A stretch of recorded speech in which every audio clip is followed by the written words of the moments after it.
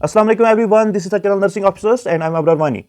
Today I'm going to discuss some important MCQs related to obstetrics and gynecologic nursing. These MCQs are very important, so please keep your notebook in front and note down all important points. Before starting, subscribe the channel Nursing Officers to get more updates and videos. So let's start with the first objective. पहला objective ऐसे है, vaginal canal normally है, vaginal canal में हमें देखना कौन सा environment होता है, an acid environment, an alkaline environment, an neutral environment, and environment difficult to determine. Okay, before giving the right answer मैं थोड़ा सा रिव्यू दूंगा आपको फीमेल रिप्रोडक्टिव ट्रैक्ट का. Female reproductive tract consist of the external genitalia and internal genitalia. क्या होता है इसमें? फीमेल रिप्रोडक्टिव ट्रैक्ट इसमें होता है external genitalia. Okay, external genitalia को हम दूसरा नाम बोलते हैं वल्वा. एक कभी कभार एग्जाम में आता है, याद रखना. Other name of vulva is external genitalia. External genitalia में क्या क्या आता है? For example this is the external genitalia. Okay, यहाँ पे आता है clitoris.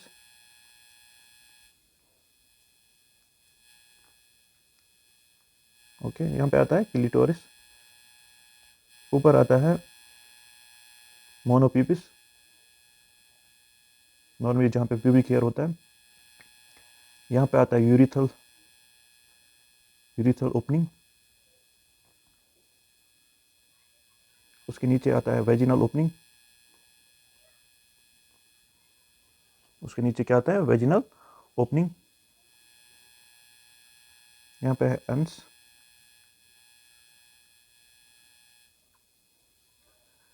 This is a big lip that is called as labia majora. अंदर से आता है इसका labia minora. So this is the external genitalia. इसके अलावा आपको याद रखना है दो चीजें, that it contains two glands. One is Bartholin's gland, second is Skene's gland. Bartholin's gland को हम बोलते हैं greater vestibular gland. Skene's gland को हम बोलते हैं laser vestibular gland. Bartholin's gland जो होता है that is homologs to bulb of penis in male. ये एग्जाम में आता है, which is homologs to bulb of penis in male. Okay, याद रखना, Bartholin's gland homologs to bulb of penis in male.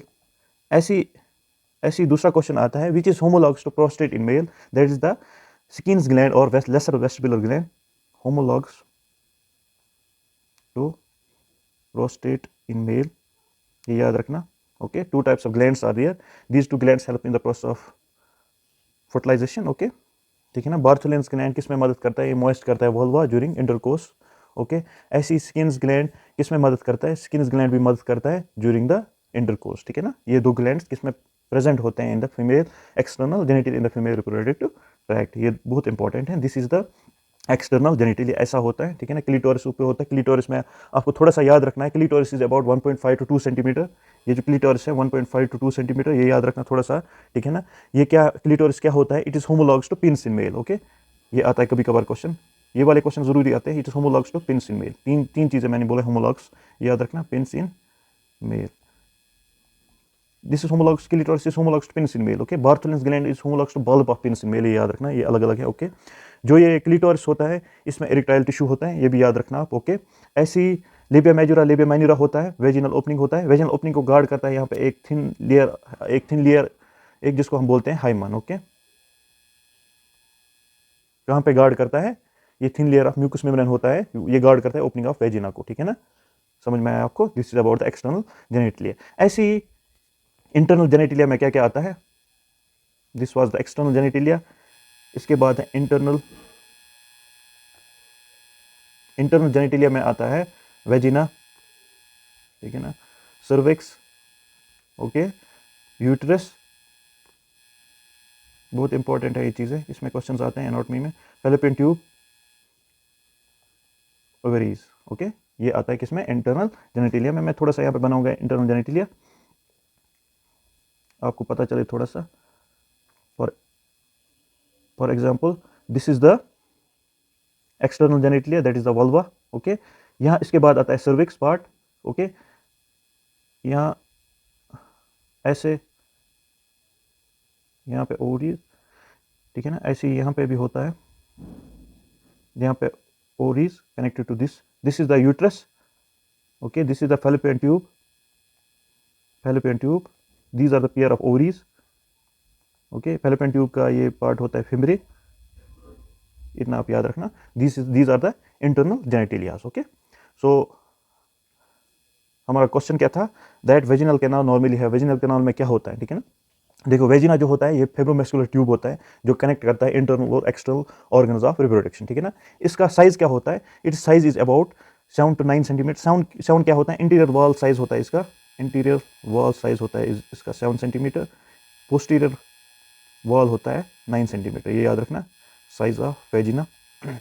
Okay, जो वेजिनल कैनाल होता है इसमें यूजुअली होता है एन एसिडिक एनवायरनमेंट. ये आप याद रखना. क्यों होता है एसिडिक एनवायरनमेंट वो मैं अभी बताऊंगा. It's pH is about 3.5 to 4 pH इसका होता है किसमें, वेजिना में, ठीक है. क्यों, इसमें क्या होता है, जो वेजिनल कैनाल होता है इसमें प्रेजेंस ऑफ लैक्टोबैसिलस एसिडोफिलस होता है. क्या होता है, लैक्टोबैसिलस एसिडोफिलस. मैं थोड़ा सा बताऊंगा आपको ये लैक्टोबैसिलस एसिडोफिलस कहाँ से आता है. इसमें ग्लाइकोजन होता है, वो कन्वर्ट होता है, ग्लाइकोजन कन्वर्ट होता है किसमें, लैक्टिक एसिड में. ओके, कैसे कन्वर्ट होता है लैक्टिक एसिड में, वेजिनल कैनाल में प्रेजेंट होता है एक किस्म के बैक्टीरिया जिसको हम बोलते हैं दुदरलिन्स बैक्टीरिया. ओके, यही दुदरलिन्स बैक्टीरिया काज करते हैं, दुदरलिन्स बैक्टीरिया काज करते हैं क्या, to change glycogen into the lactic acid. Lactic by the presence of lactic acid its environment change to acidic. इसका पीएच कम होता है 3.5 to 4, ये एसिडिक एनवायरनमेंट में चेंज होता है. और अगर जब भी क्वेश्चन आए कभी वेजिनल कैनाल में कौन सा एनवायरनमेंट होता है, आपको वहां पे बोलना है that it contains the acidic environment. Okay, clear हो गया ये. Okay, next question is like this, the length of cervix is about 3.5 centimetre, 4.5 centimetre, 2.5 centimetre, none of the above. Okay, अब हम जा रहे हैं इंटरनल ऑर्गन्स की तरफ. लेंथ ऑफ सर्विक्स कितना होता है, इट्स अबाउट 2.5 सेंटीमीटर. ओके, थोड़ा सा मैं सर्विक्स के बारे में बताऊं. ये सर्विक्स कहां से स्टार्ट होता है, it starts from the internal ऑस. ठीक है ना, कहां से स्टार्ट होता है, from the internal ऑस. Okay, isthmus से स्टार्ट होता है. Isthmus last part of the uterus जो होता है उससे स्टार्ट होता है, वहां पे इंटरनल ऑस होता है and ends in the external os. कहां पे एंड होता है, एक्सटर्नल ऑस तक. ओके, ये सर्विक्स किस लिए होता है, ये पहले कनेक्शन देता है towards the internal organs of the reproductive tract. Okay, and vagina से. ओके, ये कनेक्ट होता है, एक ट्यूब लाइक स्ट्रक्चर. ओके, ये सिक्रीट करता है about 20 to 60 ml of fluid. Okay, ये सिक्रीट करता है about 20 to 60 ml of fluid. किसके लिए होता है, ओव्यूलेशन के लिए बहुत जरूरी होता है ये फ्लूइड. ओके, और यही फ्लूइड बन जाता है जब भी कभी एक मदर प्रेग्नेंट हो जाती है, यही फ्लूइड बन जाता है सर्वाइकल प्लग जिसको हम बोलते हैं ओपर्कुलम. ओके, सर्वाइकल प्लग जिसको हम बोलते हैं, दूसरा नाम है ओपर्कुलम. ठीक है ना. So the length of cervix is about 2.5 centimetre. ये आपको याद रखना है अच्छे से, what is the length of cervix. इसके बाद तीसरा क्वेश्चन आता है, peg cells are seen in. Peg cells हम किस में देखते हैं, ठीक है ना. पहला ऑप्शन दिया गया है इंटेस्टाइन्स, दूसरा ऑप्शन दिया गया है स्टोमक, तीसरा फैलोपियन ट्यूब, चौथा वेजिना. ठीक है ना, आपको याद रखना है that peg cells are seen in the fallopian tubes. Okay, थोड़ा सा मैं बताऊंगा यहाँ पे about the fallopian tube. Okay, tube like structure which is about 10 centimetre long. Okay, 10 centimetre long, जो कनेक्ट करता है यूट्रस और ओरी. मैं यहाँ पे थोड़ा सा दिखाऊं आपको कैसे होता है ये फैलोपियन ट्यूब. यहाँ पे यूट्रस होता है, यहाँ पर हम एक ही साइड का फैलोपियन ट्यूब बनाएंगे. ओके, यहाँ पे जैसे फिमरीज होते हैं वहाँ पे ओरीज अटैच होता है. ओके, ये आपको याद रखना है ऐसे. सो इसकी लेंथ क्या होती है, इसकी लेंथ अबाउट 10 सेंटीमीटर होती है. क्या लेंथ है इसकी, 10 सेंटीमीटर फैलोपियन ट्यूब की. ओके, इसके पार्ट्स क्या होते हैं, पहला होता है इंटरस्टिशियल पार्ट, इसके बाद होता है इस्थमस पार्ट, इसके बाद होता है एम्फिला पार्ट, चौथा होता है इन्फेंडिबुलम पार्ट. जैसे यहाँ पे हम स्टार्ट करेंगे, this is the interstitial part, this is the isthmus part. Okay, यहाँ पे एक वाइडेस्ट पार्ट होता है और लॉन्गेस्ट पार्ट होता है जिसको हम अबाउट 5 सेंटीमीटर, जिसको हम एम्फिला पार्ट बोलते हैं. ओके, यहाँ पे होता है इन्फेंडिबुलम पार्ट जो कनेक्ट करता है विद द फिमरीज कनेक्ट करते हैं ओरीज. ये यहाँ पे ओरी है. ओके, ओरीज. ओके, कभी कभार ऐसे भी क्वेश्चन आता है which is the widest and longest part of the fallopian tube, आपको जवाब देना है वहाँ पे एम्फिला. एंड जो फैलोपियन ट्यूब होता है ये साइट ऑफ फर्टिलाइजेशन होता है, यहाँ पे फर्टिलाइजेशन ओवा और स्पर्म मीट करता है.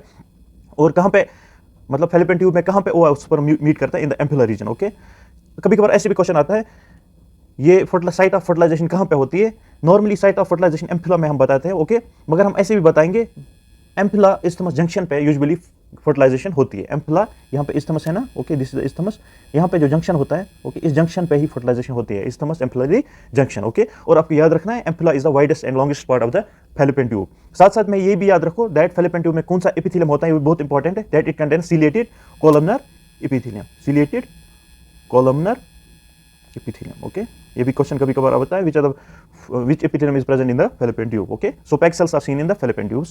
Fourth question is like this, which statement is not true about the ovaries? The ovaries are true in number ठीक है, ओवरीज 2 ही होते हैं। Secretion of estrogen is important in the function of ovaries, ये भी ठीक ही है, ठीक है ना। Secretion of testosterone is important in the function of ovaries, ये गलत है। सिक्रीशन ऑफ टेस्टोस्टेरोन मेल्स में होता है, okay. So option third is wrong, okay, this one is wrong, okay. Then secretion of progesterone is important in the function in the function of the ovaries, ये भी ठीक है, okay. सो ovaries में आपको थोड़ा सा ये बताऊं कि ओवरीज में क्या क्या होता है। देखो जो ओवरीज होते हैं ये 2 ओवल शेप्ड ग्लैंड्स होते हैं, ठीक है ना, जो प्रोड्यूस करते हैं फीमेल गैमेट्स। फीमेल गैमेट कौन सा होता है? ओवा, ओके। ओवा कैसे प्रोड्यूस होता है? By the process of oogenesis। कौन सा प्रोसेस होता है? oogenesis, फॉर्मेशन ऑफ ओवा और एग, ठीक है ना। साइज ऑफ ओवरीज क्या होता है? एक इस साइड से होता है, एक इस साइड से ओवरी होती है, ठीक। साइज ऑफ ओवरी क्या होती है? अबाउट, साइज इज अबाउट 3 × 2 × 1, बहुत ईजी है याद करना है, सेंटीमीटर, ठीक है ना। इसका साइज होता है 3 × 2 × 1 सेंटीमीटर। पार्ट्स क्या होते हैं इसके 2 पार्ट्स होते हैं ओवरीज के, वेरी इंपॉर्टेंट। यहाँ पे आप याद रखो पार्ट्स, मैं थोड़ा सा अच्छे से दिखाऊंगा ये, इसमें क्वेश्चंस आते हैं parts of the ovaries. 2 parts होते हैं इसमें, okay. For example this is the ovaries, this is the ovary, okay. एक पार्ट होता है इसका कॉर्टेक्स पार्ट, क्या होता है? एक पार्ट होता है medulla part, this is the medulla part, this is the cortex part, ठीक है ना। देखो जो कॉर्टेक्स होता है इसमें क्या होते हैं? Primordial follicles. क्या होते हैं इसमें? Primordial follicles. मैं यहाँ पे ठीक से दिखाऊंगा, पहले कॉर्टेक्स फिर उसके बाद में मेडुला दिखाऊंगा। दिस इज द ओवरी के एग शेप। देखो यहाँ पे प्रीमोडियल फॉलिकल्स होते हैं, ठीक है ना, प्रीमोडियल फॉलिकल्स होते हैं। प्रीमोडियल फॉलिकल्स कितने होते हैं? About in the reproductive cycle, जब भी कभी स्टार्ट होता है मेंस्ट्रुअल साइकिल, वहां पे कितने प्रीमोडियल फॉलिकल्स होते हैं फीमेल में, ठीक है ना? 4 लाख प्रीमोडियल फॉलिकल्स प्रेजेंट होते हैं, 4 लाख इन द फीमेल, जब बर्थ होती है फीमेल की, 4 लाख ओवेरियन फॉलिकल्स। कितने फॉलिकल्स मैच्योर होते हैं in full reproductive cycle? Less than, very important, देखो कितना इंटरेस्टिंग है, less than 600 follicles, only less than 600 follicles ये ओवुलेट होते हैं, मतलब मैच्योर होते हैं in the full reproductive tract, okay. 4 lakh follicles होते हैं, only less than 600 follicles mature, okay. ये जो प्रीमोडियल फॉलिकल्स होते हैं यही मैच्योर हो जाते हैं by the influence of hormones, जो बन जाते हैं एक फुल्ली मैच्योर ओवा जो बन जाता है, ओके। और अंडर द LH वो निकलता है किसमें? इन द फैलोपियन ट्यूब में, वहां जो खाली रहता है एक पार्ट जिसको हम कॉर्पस ल्यूटिनम बोलते हैं, जो सिक्रीट करता है प्रोजेस्टेरोन, ये आपको याद रखना है, ओके। एंड इसमें मेडुलरी पार्ट होता है, उसमें स्ट्रोमा होता है जिसमें कनेक्टिव टिश्यू, लिम्फाइड टिश्यू वगैरह वगैरह होता है, ये आपको याद रखना है इन द किसमें? In the ovaries, okay. समझ में आया ovaries? So secretion of estrogen is important, secretion of progesterone ये स्टार्ट कौन करता है? ये primordial follicles, FSH follicle stimulating hormone, इसको स्टिमुलेट करते हैं और ये मैच्योर हो जाते हैं, ओके। और उसके बाद जो मैं थोड़ा सा यहाँ पे बताऊं, ये प्रीमोडियल फॉलिकल जो होते हैं under the FSH follicle stimulating hormone, ये स्टार्ट होते हैं मैच्योर होना, ओके। जब ये मैच्योर होते हैं, जो ओवा का ग्रिफाइन फॉलिकल होता है वो क्या सिक्रीट करता है? एस्ट्रोजन। एस्ट्रोजन की वजह से ये फुली मैच्योर बन जाते हैं और एक स्टेज पहुंचता है, ये फुली मैच्योर जब बन जाता है, जो ये एक स्टेज पहुंचता है, ये निकलता है किसमें? इन द फैलोपियन ट्यूब में under the influence of luteinizing hormone, ठीक है ना। ये मैं बाद में आपको बताऊंगा दूसरे वीडियोस में, ठीक है ना। सो आपको याद रखना है, so secretion of estrogen is very important, progesterone is very important, and secretion of LH and FSH is very important in the process of oogenesis, in the process of oogenesis। oogenesis क्या होता है? Formation of ova, formation of ova. और आपको ये याद रखना है that 4 lakh ovarian follicles होते हैं, less than 600 follicles in the full reproductive cycle female में मैच्योर हो जाते हैं, ये आपको इतना याद रखना, okay. Next question is like this, which are the following is the common site of fertilization? जैसे मैंने अभी बताया आपको, ampulla part of the fallopian tube is the common site of fertilization. यहां हम बोलेंगे इसको isthmus, isthmic ampullary junction, ampullary junction, junction, ठीक है ना, is the common site of fertilization, ये आपको याद रखना है। नंबर 5th क्वेश्चन यहां पे दिया गया है, a concentration of estrogen in the blood. Estrogen जो ब्लड में होता है वो क्या करता है? Cause ovulation, stimulates lactation, inhibits secretion of FSH follicle stimulating hormone, is one of the cause of osteoporosis, okay. देखो जो ये एस्ट्रोजन होता है इसके हाई लेवल सुप्रेस करते हैं FSHO और सडन इंक्रीज करते हैं LH को, ठीक है ना, ये आप याद रखना। जो एस्ट्रोजन होता है इसके हाई लेवल्स क्या करते हैं? ये सुप्रेस करते हैं FSH को और सडन इंक्रीज करते हैं LH को, ठीक है ना। सो हम यहाँ पे इसका आंसर देखिए, इट कॉजेज द ओव्यूलेशन, ठीक है ना, इससे क्या होता है? Ovulation, okay. मगर आपको साथ साथ में यही याद रखना है, high levels of oestrogen, high levels of oestrogen ये क्या करता है? इट सुप्रेसेस FSH, ये सुप्रेस करता है FSH को, ठीक है ना, और सडन इंक्रीज करता है LH को, सडन इंक्रीज इन LH। ये क्यों LH क्यों इंक्रीज करना है? क्योंकि वहां पे LH सर्ज होना है, किसमें? जब भी एक मैच्योर फॉलिकल बनता है वहां पे ओवा रिलीज करना है सेकेंडरी ऊस साइड, वहां पे LH जरूरी होता है सर्ज के लिए, ताकि ये ओवा निकले और ये जो ये हुआ है, ये ब्रेक डाउन हो, इससे सेकेंडरी oocyte बाहर निकले, ठीक है ना। उसके लिए LH बहुत जरूरी होता है। वो कौन करवाता है? इंक्रीज लेवल ऑफ एस्ट्रोजन, ठीक है ना। देखो यहाँ पे दूसरा एक क्वेश्चन है, ये एक ऑप्शन है, is one of the cause of osteoporosis. जब भी कभी मेनोपॉज होता है इन द फीमेल्स, उसमें मेनोपॉज के बाद हार्मोनल इम्बैलेंस होते हैं, लो लेवल्स ऑफ एस्ट्रोजन होता है, जिसकी वजह से क्या होते हैं? Osteoporosis. So low levels of oestrogen causes osteoporosis, ये आपको याद रखना है, ठीक है ना। और ये भी आपको याद रखना है LH कैसे रिलीज होता है, ठीक है ना। LH कैसे रिलीज होता है, इंक्रीज लेवल कैसी होती है? By the increase levels of oestrogen, जो सप्रेस करता है FSH को, फॉलिकल स्टिमुलेटिंग हार्मोन, जो सडन इंक्रीज करता है LH को, जिसकी वजह से सर्ज होता है, ओके, जिसकी वजह से सेकेंडरी oocyte बाहर निकलता है, किसमें? फैलोपियन ट्यूब में, ये आपको याद रखना है। सो इसके बाद next question is like this, the hormones responsible for the menstrual cycle is, पहला option gonadotropin, second option is estrogen and progesterone, third option is gonadotropin and estrogen, fourth option is gonadotropin, estrogen and progesterone. So इसका right answer है gonadotropin, estrogen and progesterone. मैं बताऊंगा थोड़ा सा about menstrual cycle. देखो जो menstrual cycle होता है वो सीरीज ऑफ चेंज होते हैं यूट्रस में। साइकिल होता है नॉर्मल साइकिल की 28 डेज का होता है, ठीक है ना। It is a recurrent series of change that occurs in the uterus. क्या क्या चेंज होते हैं? That is in the phases. पहला फेज जो मेंस्ट्रुअल साइकिल का होता है वो होता है हमारा मेंस्ट्रुअल फेज, ठीक है ना। पहला फेज आता है मेंस्ट्रुअल फेज, आधे बुक्स लिख रहे हैं पहले फेज प्रोलिफरेटिव फेज, ये ऐसी साइकिल में आता है, ठीक है ना। मैं आपको समझाऊंगा थोड़ा थोड़ा। मेंस्ट्रुअल फेज, दूसरा आता है हमारा प्रोलिफरेटिव फेज, प्रोलिफरेटिव फेज, तीसरा आता है हमारा secretory phase,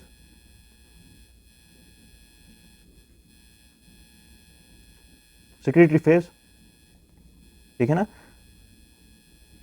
okay, these are the phases. यहाँ प्रोलिफरेटिव के बाद, सॉरी, यहाँ पे तीसरा फेज आएगा हमारा ovulatory phase, ovulatory phase, okay. चौथा फेज आएगा हमारा secretory phase. Four phase are there, menstrual phase, proliferative phase, proliferative phase, third phase is ovulatory phase, fourth phase is secretory phase, okay. So the four phase of menstrual cycle, okay. ये क्या phase क्या करते हैं? ये change लाते हैं uterus में, okay. मैं one by one थोड़ा सा बताऊंगा आपको, मेंस्ट्रुअल फेज में क्या होता है, प्रोलिफरेटिव फेज में क्या होता है, ओव्यूलेटरी एंड सिक्रेटरी। देखो पहला फेज जो है मेंस्ट्रुअल फेज, ठीक है ना, वो about first to fourth day, आप लिखो first to fourth day, okay. इस फेज में क्या होता है, जो एंडोमेट्रियल लाइनिंग जो होती है वो श्रद्ध होती है, उसकी वजह से वेजिनल थोड़ी सी वेजिनल मेंस्ट्रुअल ब्लीडिंग होती है, ओके। वो कितनी ब्लीडिंग होती है, कभी कभी क्वेश्चन आता है। About 50 to 100 ml blood loss होता है during the menstrual cycle, 50 to 100 ml blood loss. इसके बाद आता है प्रोलिफरेटिव फेज, जिसको हम बोलते हैं फॉलिकुलर फेज, ओके। इस फेज में क्या होता है, फॉलिकल स्टिमुलेटिंग हार्मोन बहुत ज्यादा होती है, जिसकी वजह से ओरियन फॉलिकल स्टिमुलेटेड होते हैं और मैच्योर होना स्टार्ट होते हैं, ओके। एक स्टेज पहुंचता है जब फॉलिकल्स को हम बोलते हैं ग्रिफाइन फॉलिकल, ठीक है ना। एंड अप स्टेज पे क्या होता है, इसमें होता है ओव्यूलेशन, ठीक है ना। फॉर एग्जांपल ये ओवरी है, ठीक है ना, इसमें प्रिमोर्डियल फॉलिकल्स हैं, अंडर द FSH ये फॉलिकल्स स्टार्ट होते हैं ग्रोथ करना, मैच्योर करना, ठीक है ना। एक स्टेज पहुंचता है जब ये फुली मैच्योर होते हैं, जिसको हम ग्रिफाइन फॉलिकल बोलते हैं, ठीक है ना। अंदर से सेकेंडरी oocyte होता है और एंड ऑफ दिस स्टेज क्या होता है, ओव्यूलेशन ओकर होता है। सो ये स्टेज कितने दिनों का होता है? About 5 to 13 day, 5 to 13 day, ये आप याद रखना है। ऐसे जब भी कभी मैच्योर ग्रिफाइन फॉलिकल बनता है और LH सर्ज से वहां पे ओव्यूलेशन होता है, वो क्या होता है, ओव्यूलेटरी फेज। ये कब होता है? About 13 and 16 day, 13 and 16 day, ठीक है ना, ओव्यूलेशन होता है और सेकेंडरी oocyte बाहर निकलता है इनसाइड द फैलोपियन ट्यूब। उसके बाद सिक्रेटरी फेज आता है। सिक्रेटरी फेज में क्या होता है, ये जो एम्प्टी ग्रिफाइन फॉलिकल रहता है वहां पे, वो कंटिन्यूअसली सिक्रीट करता है, जिसको हम बोलते हैं कार्पस ल्यूटिनम। यहाँ से ये ओवा बाहर निकला, यहाँ से एम्प्टी ग्रिफाइन फॉलिकल बना, ठीक है ना। एम्प्टी ग्रिफाइन फॉलिकल क्या करता है काम, इसको हम बोलते हैं कार्पस। यहाँ से निकला ये ओवा, ठीक है ना। ओवा निकला कहाँ पे? फैलोपियन ट्यूब की तरफ। यहाँ से जो एम्प्टी ग्रिफाइन फॉलिकल, उसको हम बोलते हैं कार्पस ल्यूटिनम, ठीक है ना। कार्पस ल्यूटिनम क्या होता है? एक सॉलिड बॉडी मास, ठीक है ना, जो रिलीज करता है प्रोजेस्टेरोन। क्यों रिलीज करता है? एंडोमेट्रियल बेड को तैयार रखने के लिए, ताकि रिप्रोडक्शन हो, ठीक है ना। उसके बाद क्या होता है, सिक्रेटरी फेज में लेटरल साइकिल में जो फॉल होता है प्रोजेस्टेरोन लेवल, जिसकी वजह से मेंस्ट्रुअल फेज फिर से स्टार्ट होता है, ओके। ये ऐसी साइक्लिक इवेंट्स होते हैं। साइक्लिक इवेंट्स ये कितने दिनों का होता है? अबाउट 28 डेज इसका नॉर्मल होता है। मैंने बताया आपको मेंस्ट्रुअल फेज 1 to 4। उसके बाद प्रोलिफरेटिव फेज में बनता है, मैच्योर होते हैं फॉलिकल्स, और ओव्यूलेटरी फेज में LH सर्ज की वजह से ये फॉलिकल जो होते हैं सेकेंडरी oocyte होते हैं, वहां पे एक एम्प्टी ग्रिफाइन फॉलिकल रहता है। एम्प्टी ग्रिफाइन फॉलिकल सिक्रेटरी फेज में आता है। सिक्रेटरी फेज में एम्प्टी ग्रिफाइन फॉलिकल को बोलते हैं कार्पस ल्यूटिनम। उसका काम क्या होता है? बस प्रोजेस्टेरोन देना to maintain the endometrial bed, okay. जब भी कभी कभार रिप्रोडक्शन नहीं होती है, कॉपुलेशन नहीं होता है, ठीक है ना, उसकी वजह से क्या होता है, लेवल्स ऑफ प्रोजेस्टेरोन फॉल होता है, जो ट्रिगर करता है मेंस्ट्रुएशन, और नेक्स्ट साइकिल बिगिन होता है फ्रॉम द मेंस्ट्रुअल फेज से, ओके। सो कौन से 3 हार्मोन्स बहुत इंपॉर्टेंट होते हैं? गोनाडोट्रोपिन जो सिक्रीट करता है फ्रॉम द हाइपोथैलेमस, ठीक है ना, एंड एस्ट्रोजन एंड प्रोजेस्टेरोन, जिसकी वजह से एस्ट्रोजन एंड प्रोजेस्टेरोन निकलता है, जिसकी वजह से बाकी हार्मोन्स निकलते हैं फ्रॉम द एंटीरियर पिट्यूटरी, आप याद रखना। So the hormones are responsible for a menstrual cycle is gonadotropin, estrogen and progesterone, okay. इसके बाद है 8th question, the permanent cessation of the menstrual cycle is called, okay. जब भी कभी कभार मेंस्ट्रुअल साइकिल परमानेंटली बंद हो जाए, उसको हम क्या बोलेंगे? उसको हम बोलते हैं मेनोपॉज, परमानेंट को, okay. Menopause is the right answer. Okay, ऐसे ही यहाँ पे एमनोरिया दिखाया गया है। एमनोरिया क्या होता है? Absence of monthly menstrual period, ठीक है ना, absence of monthly due to any causes, hormonal causes की वजह से अगर कभी कभार किसी मदर में, किसी फीमेल में मेंस्ट्रुअल साइकिल मंथली ना हो, ओके, उसको हम बोलते हैं मंथली मेंस्ट्रुअल, उसको हम बोलते हैं एमनोरिया, मंथली मेंस्ट्रुअल साइकिल। इसके बाद तीसरा ऑप्शन दिया गया है यहाँ पे क्लाइमैक्टेरिक। क्लाइमैक्टेरिक क्या होता है?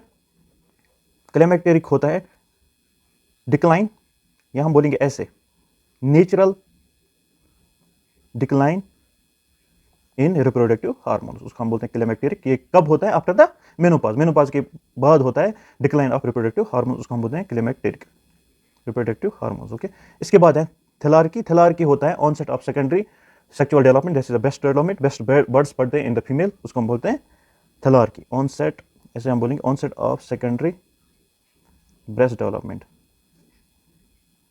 Okay, so permanent ceasing of menstrual cycle क्या होता है? मेनोपॉज। इसके बाद दूसरा क्वेश्चन है प्रोस्टेग्लैंड एंटागोनिस्टिस इज, ओके, ये इंपॉर्टेंट क्वेश्चन है, बहुत बार एग्जाम में आया है, अच्छे से देखो आप। प्रोजेस्टेरोन एंटागोनिस्टिस इज, इसका सही आंसर है मिफेप्रिस्टोन। Okay, mifepristone.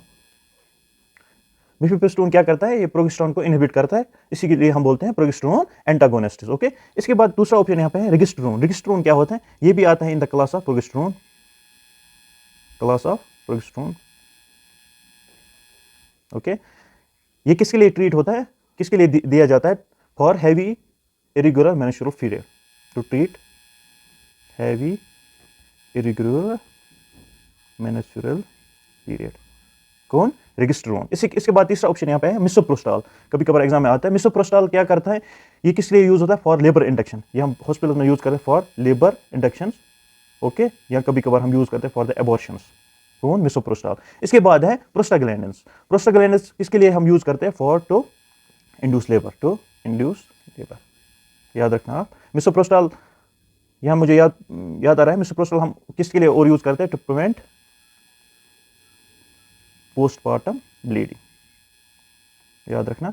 हो प्रोजेस्टेरोन एंटागोनिस्ट इज मिफेप्रिस्टोन। इसके बाद मैंने बोला आपको रेगिस्टेरोन क्या होता है, ये भी क्लास ऑफ प्रोजेस्टेरोन होता है, ठीक है ना। ये किसके लिए हम यूज करते हैं? To treat heavy irregular menstrual bleeding. Misoprostol मैंने बताया फॉर द लेबर इंडक्शन के लिए यूज करते हैं हम, एबॉर्शन के लिए यूज करते हैं हम, टू प्रिवेंट पोस्टमार्टम ब्लीडिंग, ठीक है ना। इसके बाद मैंने बोला प्रोस्टाग्लैंड किसके लिए? To induce labour, to induce labour, very important, ये याद रखना। प्रोजेस्टेरोन एंटागोनिस्ट क्या होता है? मिफेप्रिस्टोन।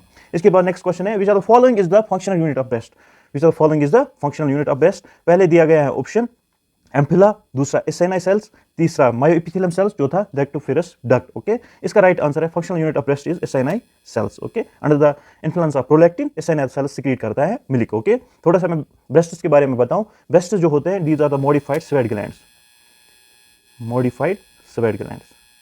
यहाँ पे एक कंफ्यूजन क्रिएट होता है, कभी कभार एग्जाम में आता है ब्रेस्ट्स आर द मॉडिफाइड, वहाँ पे राइट आंसर दिया गया है मॉडिफाइड सेबेशियस ग्लैंड्स। ओके, कोई कोई बुक्स लिखते हैं ऐसे breasts are half modified sebaceous, both modified sebaceous and sweat gland. मैं थोड़ा सा यहाँ पे बताऊंगा आपको कैसे। देखो, एक्सटर्नल पार्ट जो ब्रेस्ट का होता है इसमें आता है निपल एंड एरोला, ठीक है ना। एरोला पार्ट जो होता है that is a modified sebaceous gland. Okay, जो एरोला पार्ट आता है हमारा, ठीक है ना, this, okay, this is the Ellora part, okay, this is the nipple, these are the modified sebaceous glands। और जो ये एरोला पार्ट जो होता है, okay, it contains A pigmented area, इसमें पिगमेंटेड एरिया होता है, ठीक है ना, जो किस में मदद करता है? For the lubrication of the nipple. Okay, उसको हम बोलते हैं मोंटेगमेरी ग्लैंड्स, ये भी एग्जाम में आता है मोंटेगमेरी ग्लैंड्स। ओके, यहाँ पे पिगमेंटेड पार्ट आता है इन द फीमेल्स, उसको हम बोलते हैं मोंटेगमेरी ग्लैंड्स। ओके, यहाँ पे निपल आता है, okay, by the influence of oxytocin hormone, ठीक है ना, निपल के सिक्रीट करता है, इजेक्ट करता है मिल्क। ओके, अंदर जो ब्रेस्ट्स के इंटरनल पार्ट्स क्या होते हैं? इसमें डक्ट्स होते हैं। ओके, डक्ट्स क्या काम करते हैं? डक्ट्स क्या काम करते हैं? डक्ट्स में लोब्स होते हैं। लोब्स में कितने लोब्स होते हैं? अबाउट 12 to 20 लोब्स होते हैं अंदर, 12 to 20 lobes. Okay, each lobe contains about 10 to 20 lobules. एक लोब में कितने, for example this is one lobe, एक लोब में कितने लोब्यूल्स होते हैं? 10 to 20 लोब्यूल्स। 10 to 20 लोब्यूल्स में ही क्या होते हैं? Acinar cells. एसिनर सेल्स क्या करते हैं काम? Under the influence of prolactin ये सिक्रीट करते हैं मिल्क। ओके, ये आपको याद रखना है। ओके, कभी कभार ऐसे भी क्वेश्चन आता है the pain in the nipples is called as, ये आपको याद रखना है, thelalgia. Thelalgia is the pain in the nipples, ये भी एग्जाम में क्वेश्चन आता है, पेन इन द निपल्स, ठीक है ना। ऐसे कभी कभार क्वेश्चन आता है ऐसे, the weight of breasts is around, okay, in the child bearing age is about 200 to 300 gram in the childbearing age. So in the secondary sexual characters, that is the breasts in the females, मैंने क्या बताया आपको, that outside में होता है nipple and the areola part, ठीक है ना, areola part में स्मॉल पिगमेंटेशंस होते हैं, पिगमेंटेड एरिया होता है जिसको हम बोलते हैं मोंटेगमेरी ग्लैंड्स। ये किस लिए होते हैं? To give lubrication to the nipple, ताकि बच्चा इजीली सक करे, ओके। और जो ये एरोला निपल पार्ट होता है, अगर किसी भी फीमेल में पेन हो इस निपल्स में, उसको हम बोलते हैं थिलालजिया, जो मैंने इधर बताया, ये भी एग्जाम में आता है। इंटरनली मैंने बताया इसमें डक्ट्स होते हैं, लैक्टोफेरस ग्लैंड्स होते हैं, ठीक है ना, और लोब्यूल्स होते हैं, लोब्स होते हैं, पहले 12 to 20 लोब्स होते हैं, ठीक है ना, और लोब्स में 10 to 20 लोब्यूल्स होते हैं। लोब्यूल्स में क्या होते हैं? एसिनार सेल्स हेल्प करते हैं in the secretion of the milk under the influence of the prolactin, okay, याद रखना। और मैंने वेट बताया इनका, in the child bearing age weight is about 200 to 300 gram. So the functional unit of breast is acini cells. Next question is like this: when the methylene blue dye is injected into the bladder through the catheter and the dye is seen escaping through the vaginal opening, जब हम methylene blue dye inject करते हैं bladder में in the female और हम देखते हैं die escape करता है कहाँ? वेजिनल ओपनिंग से, उस कंडीशन को हम क्या बोलते हैं? That is the vesicovaginal fistula. Vesico means bladder. अगर हम ब्लेडर में डाई डालते हैं और हम देखते हैं वेजिना की तरफ वो डाई निकलता है, that is the vesicovaginal fistula, okay. अगर कभी कभार ऐसे दिया गया है क्वेश्चन कि हम रेक्टम में कोई डाई डालते हैं और हम वेजिना की तरफ देखते हैं, जो रेक्टम में जो हम डाई डाल वो वेजिना की तरफ आ रहा है, that is the rectovaginal fistula, okay. अगर कभी कभार फिस्टुला हो between the colon and between the vagina, that is the colovaginal fistula, okay. Enterovaginal fistula means अगर दो इंटेस्टाइन्स में कभी कभार फिस्टुला होता है, दैट इज द इंटरनल। अगर इंटेस्टाइन्स में, upper part of the intestines में, स्मॉल इंटेस्टाइन्स और वेजिना में कोई फिस्टुला होता है, that is the enterovaginal fistula, okay. Colo and interior are about same, ठीक है ना। रेक्टो-वेजिनल आपको याद रखना है। Recto means rectum and vaginal में फिस्टुला हो, ओपनिंग जॉइनिंग हो, abnormal joining, that is the rectovaginal fistula. Abnormal opening हो between vagina and the bladder, that is the vesicovaginal fistula. So the vesicovaginal fistula is here the right answer. So the next question is like this: presence of sperm with abnormal morphology. Presence of sperm with the abnormal morphology is teratozospermia, ठीक है ना। teratozospermia is the right answer. मैं यहाँ पे थोड़ा सा बताऊँ, ये एग्जाम में कोई ना कोई क्वेश्चन आता है इसमें। Aspermia means failure to produce semen. Failure, अच्छे से देखना, failure to produce semen, okay. Azoospermia क्या होता है? Azoospermia होता है complete absence of sperm in semen. ये अलग अलग है, complete absence of sperm in semen, okay. Asthenospermia होता है reduced sperm motility. क्या आता है? Asthenospermia. देखो, जब भी कभी कभार semen प्रोड्यूस ना हो किसी भी मेल में, ठीक है ना, उसको हम बोलते हैं एस्पर्मिया। अगर कभी कभार semen में स्पर्म ना हो, semen प्रोड्यूस हो मगर semen में स्पर्म ना हो, उसको हम बोलते हैं एजोस्पर्मिया। अगर कभी कभार sperm मोटिलिटी कम हो, आपको पता है स्पर्म में क्या होता है? Tail part for the motility, ठीक है ना। अगर कभी कभार स्पर्म में मोटिलिटी कम हो, उसको हम बोलते हैं एस्थेनोस्पर्मिया, ओके। अगर कभी कभार स्पर्म और उसकी मॉर्फोलॉजी एबनॉर्मल हो, उसको हम बोलते हैं टेराटोजोस्पर्मिया। ये आप याद रखना अच्छे से। Presence of sperm with abnormal morphology is teratozospermia is the right answer. The next question is like this: the diameter that extends from the nape of neck to the center of bregma is. पहला option है सब ओसिपिटोब्रैगमेंटिक, दूसरा option है sub ओसिपिटोफ्रंटल, तीसरा option है ओसिपिटोफ्रंटल, चौथा option है सब मेंटोब्रैगमेंटिक। देखो ये इंपॉर्टेंट है। पहला है क्वेश्चन क्या बोलता है, जो डायमीटर, मैं यहाँ पे थोड़ा सा बनाऊं, ओके, आपको समझ में आए, about the fetal school.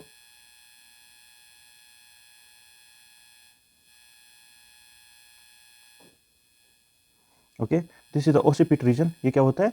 ओसिपिट region. ये क्या बोलता है? The diameter that extends from nape of the neck to the centre of the bregma, it's called as sub occipitobregmatic. कैसे होता है मैं थोड़ा सा यहाँ पे बताऊँ आपको। देखो, दिस इज द, यहाँ पे diameter from the nape of the नेक, यहाँ से लेके टू द ब्रेगमा, यहाँ तक, ओके, यहाँ से लेके यहाँ तक जो डायमीटर है उसको हम बोलते हैं सब ओसिपिटोब्रैगमेंटिक। दूसरा ऑप्शन ये है सब ओसिपिटोफ्रंटल, ठीक है ना। सब ओसिपिटोब्रैगमेंटिक कितना होता है? 9.5 सेंटीमीटर। ये भी यहाँ पे याद रखो।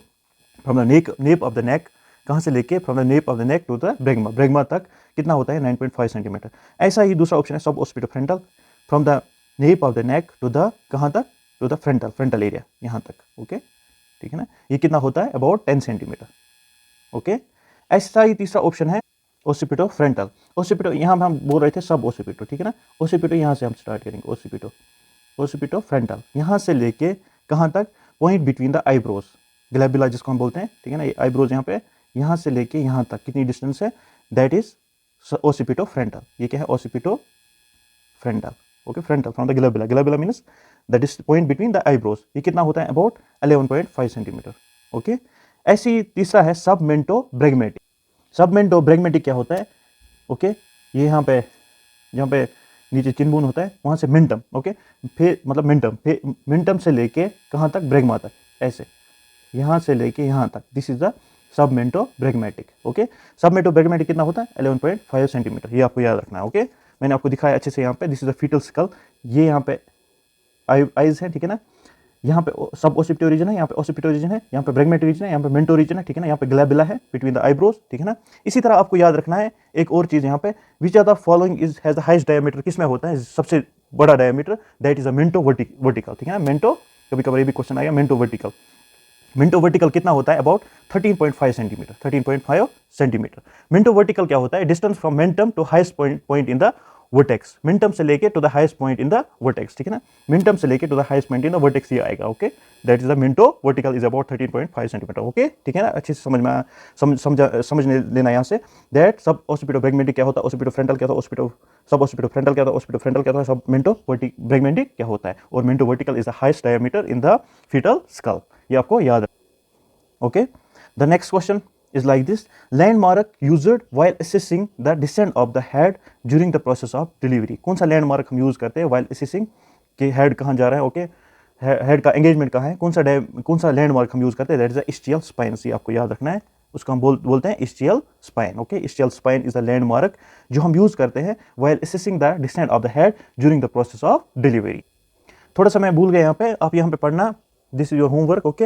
ये भी एग्जाम में क्वेश्चन आते हैं, different sutures, okay different sutures कौन कौन से होते हैं, मैं यहाँ पे थोड़ा सा बताऊँ, अच्छे से पढ़ना।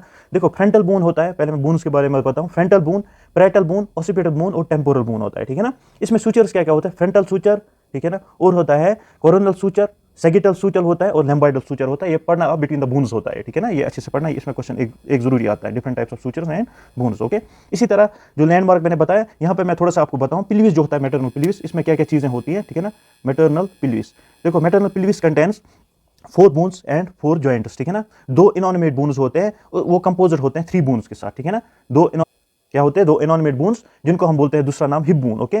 वो किससे कंपोज होता है, ilium, ischium and pubis, okay. Innominate bones, उसमें क्या होता है, इलियम, इस्चियम और प्यूबिस होता है, ठीक है ना। उसके बाद एक सैक्रम होता है, ओके, एक सैक्रम होता है और एक कोकेस होता है, ठीक है ना।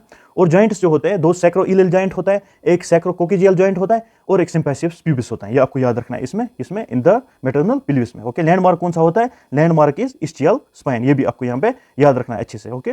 Next question is in gynaecoid pelvis brim shape is, gynaecoid pelvis में ब्रिम शेप होता है राउंड, ये मैंने पहले भी बताया प्रीवियस वीडियोस में, गायनोकॉइड पिल्विस में क्या होता है, ब्रिम शेप राउंड। इसी तरह दूसरे भी पिल्विस होते हैं यहाँ पे, एक हम बोलते हैं एंथ्रोपॉइड, ओके, जिसका शेप ब्रिम शेप होता है ओवल शेप, ओके। दूसरा होता है एंड्रॉइड, ओके, जिसका ब्रिम शेप होता है हार्ट शेप, ओके। तीसरा होता है प्लेटिपॉइड, ओके, उसका ब्रिम शेप होता है किडनी शेप्ड, ये आपको याद रखना है, ये 3 चीजें। गायनोकॉइड पिल्विस सबसे मेन पिल्विस होता है in the females, 50% of female possess the gynaecoid pelvis, okay, ये आपको याद रखना है यहाँ पे। 16 question is like this, violent coloration of the mucous membrane of the cervix and vagina at the 4th week of pregnancy is termed as, okay, उसको हम बोलते हैं चैडविक साइन, क्या बोलते हैं हम, चैडविक साइन। यहाँ पे दूसरा साइन दिया गया है हेगार साइन, हेगार साइन होता है softening of the isthmus, softening of the, मैं यहाँ पे लिखूंगा, नोट करके रखो, softening of the isthmus, okay. कौन सा साइन होता है, हेगारस साइन, ओके। यहाँ पे दूसरा साइन दिया गया है हेगारस साइन, यहाँ हम बोलेंगे इस्थमस क्या होता है, lower uterine segment, lower uterine segment कौन होता है, हेगारस साइन। इसी तरह दूसरा साइन है यहाँ पे, that is a Goodell sign, Goodell sign क्या होता है, softening of the cervix, softening of the cervix, softening of cervix, okay. वो सॉफ्टनिंग ऑफ द इस्थम्स है, ये सॉफ्टनिंग ऑफ द सर्विक्स है। इसी तरह रोसिंग साइन है यहाँ पे, रोसिंग साइन किसमें होता है, अपेंडिसाइट्स में, ओके, ये यहाँ पे गलत ऑप्शन है, appendicitis, when we palpate in the left right quadrant, pain feel होता है in the right quadrant, okay. So Chadwick sign क्या होता है, violet coloration of the mucous membrane of the cervix and vagina at the 4th weeks of pregnancy is termed है, okay. Normally ये होता है 4 to 6 weeks में present होता है, ओके। ऐसी और एक साइन आप याद रखना, यहाँ पे मुझे याद आया, that is the Osiander's sign, okay. क्या होता है, Osiander's sign, very important exams में आते हैं ये signs, that is the Osiander's sign. Osiander's sign क्या होता है, pulsation felt in lateral lateral fornix, okay, ठीक है ना, pulsation felt in lateral fornix, ये सारे साइंस जो होते हैं इनको हम बोलते हैं probable science of pregnancy, probable science of pregnancy हम बोलते हैं इनको, ठीक है ना। अच्छे से पढ़ना, Hegar sign, Goodell sign, Rosing sign, Osiander sign and Chadwick signs, okay. और एक साइन होता है जिसको हम बोलते हैं जैकेमिर साइन। जैकेमिर साइन क्या होता है? बिलीविश करेक्शन ऑफ द वल्वा और वेजिना, ठीक है ना, उसको हम बोलते हैं जैकेमिर साइन। पहले यही होता है जैकेमिर साइन, उसके बाद ये सारे साइंस आते हैं, ठीक है। 4th वीक में जैकेमिर साइंस आता है, उसके बाद 6th to 8th वीक में या 4th to 8th वीक में कौन से आते हैं? ये सारे science, okay. 17 question is like this, LMP was on 1/9/2009, what is the LMP is the last menstrual period, EDD कब होगा? EDD means estimated date of delivery कब होगा? इसके लिए एक रूल है जिसको हम बोलते हैं नीगल्स रूल, ठीक है ना। नीगल्स रूल क्या कहता है? EDD कैसे हम डिटरमाइन करेंगे? EDD is equal to LMP plus 9 months plus 7 days, ठीक है ना। LMP क्या था यहाँ पे हम ऐसे करेंगे, ऐसे करना अब एग्जाम में 1/9/2009, ठीक है ना, प्लस करेंगे हम 9 months, प्लस करेंगे हम 7 days। देखते हैं हम 9 9 18 हो गए 18 months, यहाँ हो गए 8 7 1 8, ठीक है ना, 8 और 18 months। 18 months को हम 12 months निकालेंगे, वो हम एक ईयर यहाँ पे ऐड करेंगे, आएगा 2010, ठीक है ना, ओके। क्या आएगा 2010। 12 months जब निकालेंगे वहाँ पे 6 months रहेगा यहाँ पे, ठीक है ना। सो इसका जवाब क्या होगा? 6 months। 8/6/2010 is the right answer here, okay. ऐसे ही हम ऐड करते हैं, देखो 9 months हुए ना, 9 9 हो गया, 18 months, एक साल का आता है 12 months, 12 months एक साल हम ऐड करेंगे 2009 को, वो बन जाएगा 2010, ठीक है ना। यहाँ पे रह गए 6 months, 6 months यहाँ आ गए, 8 days यहाँ आ गए, ऐसे ही प्लस करना है। This is the Nicholls rule. कभी कभार एग्जाम में क्वेश्चन आएगा, ऐसे ही करना आप, ओके। सिंपल मैथमेटिक्स यूज करना है, plus. Next question is like this, diffuse oedema of the fetal skull that crosses the suture line is. पहला ऑप्शन है कैपिट सैक्सिडोनियम, दूसरा ऑप्शन है स्पेलोहेमाटोमा, तीसरा ऑप्शन है हाइड्रोसेफेलस, चौथा ऑप्शन है एनेन्सेफेली, ठीक है ना। यहां पे आपको देखना है कौन सा है, ठीक है ना। देखो अब बस इतना ही याद रखो, जो क्रॉस करता है सुचर लाइन उसको हम बोलते हैं कैपिट सैक्सिडोनियम। कैपिट सैक्सिडोनियम इज द राइट आंसर। जो क्रॉस नहीं करेगा सुचर लाइन उसको हम बोलते हैं स्पेलोहेमाटोमा। बाकी ये सेम है। कैपिट सैक्सिडोनियम भी होता है, ये भी क्या होता है, एक्यूमुलेशन होती है, मास एक होता है बेबी स्कल पे। स्पेलोहेमाटोमा भी ऐसे ही होता है, build up blood, accumulation of blood and the baby skull, ठीक है ना। ये दोनों सेम ही होते हैं, बट कैपिट सैक्सिडोनियम क्रॉस करता है suture line, cephalohematoma does not cross the suture line, okay. यहाँ पे मैं लिखूंगा does not cross the suture line, okay. ऐसे यहाँ पे हाइड्रोसेफेलस नहीं आएगा। Hydrocephalus means build a fluid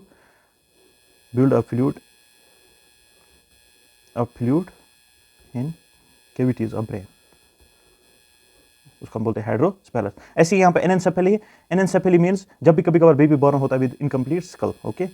baby born with incomplete skull और अंडर डेवलप्ड ब्रेन, ठीक है ना। This is the anencephaly, okay.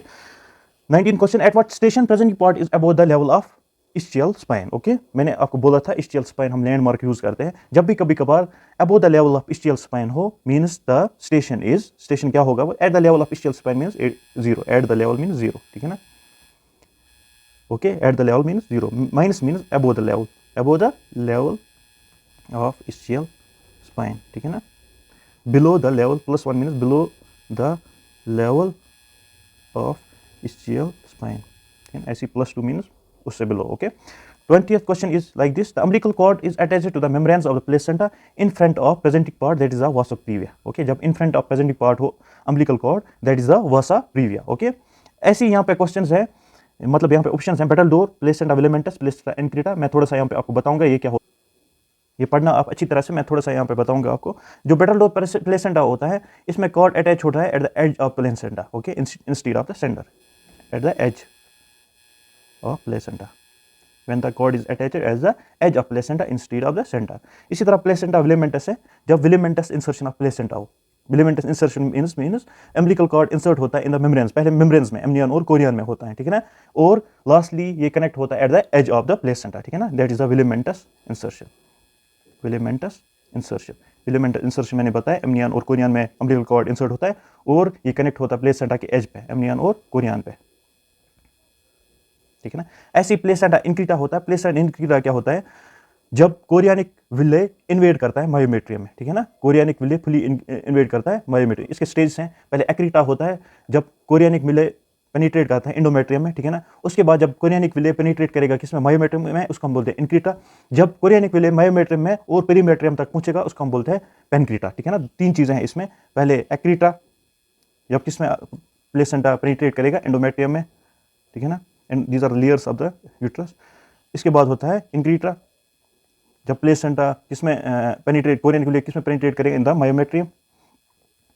इसके बाद होता है पेनक्रीटा जब कोरियनिक विले मायोमेट्रियम पूरे में पेनिट्रेट करेगा और वो कहाँ तक पहुंचेगा, टू द पेरीमेट्रियम तक, ये याद रखना, okay. These are the abnormal attachments of the placenta, okay.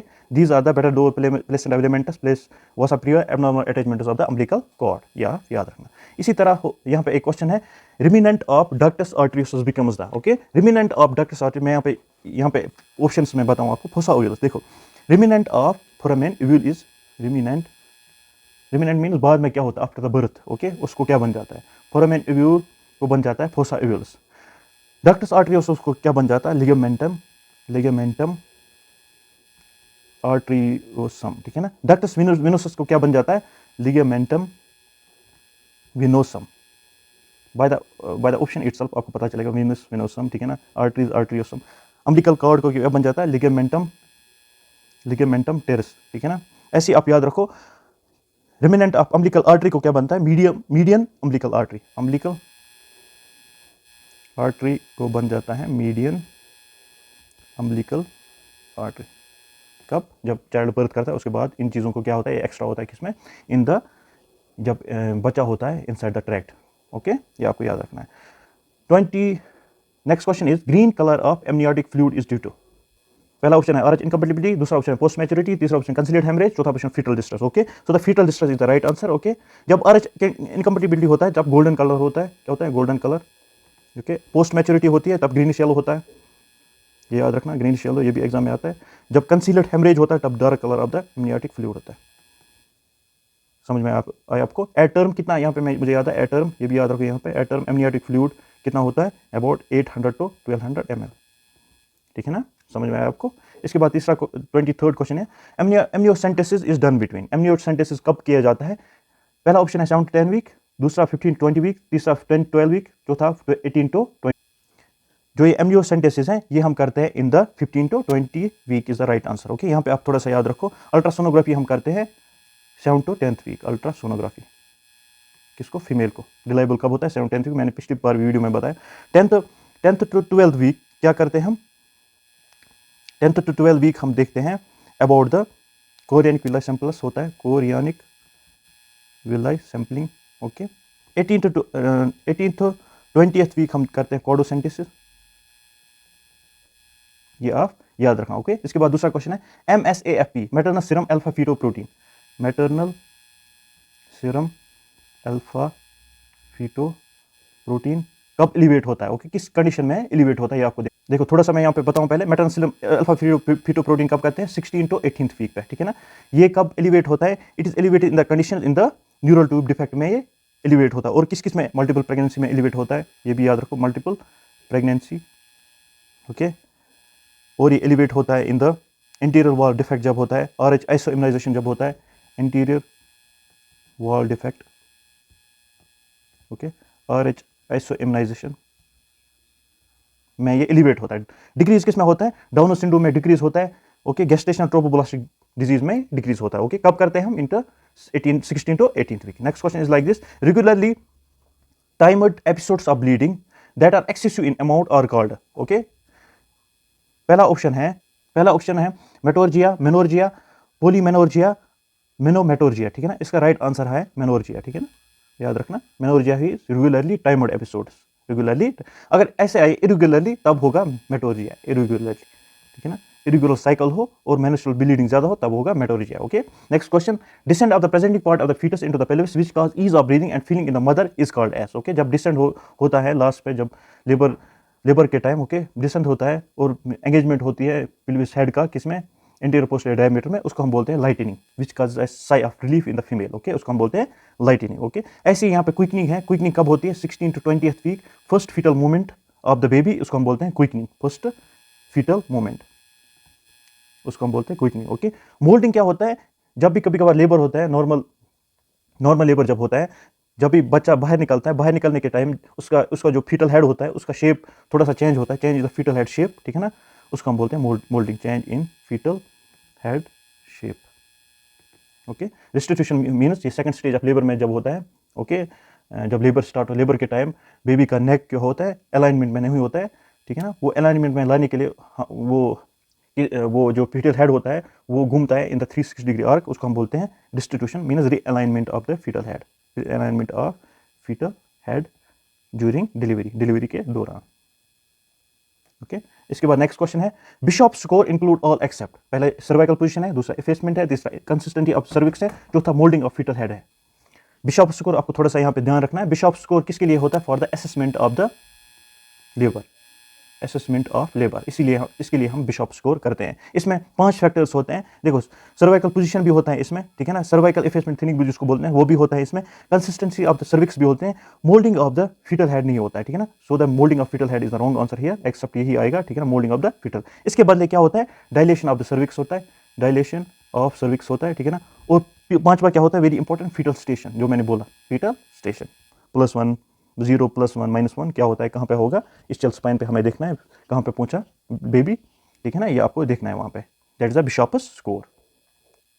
Next question is like this, duration of first stage of labour, okay, duration of first stage of labour ही आप याद रखना 12 our primary में ज्यादा होता है, मल्टी में कम होगा, ये खुद ही आप सोच सकते हो, 12 hours in primary, 6 hours in multi, okay, so ये रॉन्ग है, ये भी रॉन्ग है, ये भी रॉन्ग है। देखो सेकंड स्टेज का ड्यूरेशन क्या होता है, ये भी सेकंड स्टेज का ड्यूरेशन है, 2 hours in primary, 30 minutes in multi, second stage, okay, ठीक है ना, so the right answer is 12 hours in primary and 6 hours in multi, okay. इसमें थोड़ा सा इसमें आप याद रखो, फर्स्ट स्टेज में 3 स्टेज होते हैं, latent stage, active stage and transitional stage, okay, 3 stage होते हैं किसमें, first stage of labour. Next question, partogram is used to represent, very important, ये एग्जाम में आता है, ठीक है ना, पहला ऑप्शन है प्रोग्रेस ऑफ लेबर, दूसरा ऑप्शन है कंडीशन ऑफ मदर, तीसरा ऑप्शन है condition of fetus, all of the above, ठीक है ना, सो इसका आंसर है ऑल ऑफ द अबव। हर किसी के लिए जरूरी होता है partogram, to check the progress of labour, to check the condition of mother, to check the condition of fetus. इसमें ग्राफ एक होता है, वो आप देख लेना, वो पार्टोग्राम का ग्राफ, ठीक है ना, उसमें प्रोग्रेस ऑफ लेबर कैसे दिखाते हैं, कंडीशन ऑफ मदर कैसे दिखाते हैं, कंडीशन ऑफ फीटस कैसे दिखाते हैं, आप अच्छी तरह याद रखना। ऐसे ही थोड़ा सा आप यहाँ पे याद रखना, थर्ड स्टेज में क्या होता है, यहाँ पे थर्ड स्टेज में मुझे यहाँ पे याद आया, देयर 2 मेथड्स आर दिए। थर्ड स्टेज क्या होता है, सेपरेशन ऑफ प्लेसेंटा, ठीक है ना, separation of placenta, okay, separation of placenta, इसका ड्यूरेशन क्या होता है, 5 to 30 minutes, okay, 5 to 30 minutes. ये 2 मेथड से हम कर सकते हैं, एक तो शुल्टस मेथड होता है, ठीक है ना, शुल्टस मेथड, ओके, दूसरा होता है मैथ्यू डेनकेनस मेथड, ठीक है ना। शुल्टस मेथड जो होता है वो क्या होता है, central separation of the placenta, इसमें क्या कहते हैं, central separation of the placenta. Matthew Duncan's method जो होता है उसमें कहते हैं marginal separation of the placenta, marginal separation of the placenta, ये आप याद रखना, ठीक है, ये कभी कभार एग्जाम में आता है। Last question is like this, HCG can be detected in the maternal circulation और urine on the 10th day of fertilization, हम HCG अच्छे से डिटेक्ट कर सकते हैं इन द मैटरनल सर्कुलेशन या यूरिन में, ठीक है ना। So this was all about today's topic. इसमें अब थोड़े थोड़े पार्ट रह गए हैं, मैंने एबनॉर्मलिटी टच नहीं किया, ठीक है ना। इसमें क्या रह गया है, अब ओब्स्ट्रैक्टिक ग्रुप जिसको हम लियोपोल्ड्स मैन्युअल बोलते हैं, ओब्स्ट्रैक्टिक एग्जामिनेशन के लिए होता है, उसमें आता है फंडल group, lateral group, pelvic group and pelvic group, ठीक है ना। फंडल ग्रुप जो होता है, जो फंडल ग्रुप, दूसरा आता है लेटरल ग्रुप, ठीक है ना, तीसरा आता है पेल्विक ग्रुप, चौथा आता है पेल्विक ग्रुप, ठीक है ना। इसमें आपको याद रखना है, ऑब्स्ट्रैक्टिव ग्रुप को हम दूसरा नाम बोलते हैं लियोपोल्ड्स मैन्युअल, ये आपको याद रखना है, obstetric grip is also called as Leopold's manual. Fundal grip होता है first Leopold's manual, lateral grip होता है second Leopold's manual, pelvic grip होता है third Leopold's manual, pelvic grip होता है फोर्थ लियोपोल्ड्स मैन्युअल। कभी कभार क्वेश्चन आता है प्रेजेंटेशन किसमें हम चेक करते हैं, in the फंडल group, first Leopold's manual presentation हम चेक करते हैं, ठीक है ना। लेटरल में क्या क्या चेक करते हैं, position of back limbs and interior shoulder, position of back limbs and interior shoulder, किसमें करते हैं, लेटरल। पेल्विक में क्या करते हैं, हम एंगेजमेंट चेक करते हैं, ठीक है ना, पेल्विक ग्रुप में एंगेजमेंट, ओके। चौथा होता है पेल्विक ग्रुप, उसमें हम करते हैं engagement, distance and attitude, engagement, distance and attitude वगैरह हम चेक करते हैं इन द obstetric examination, ठीक है ना। This was all about today. Hope you like the session. Like and subscribe my channel Nursing Officers to get more updates and videos. Allah Hafiz.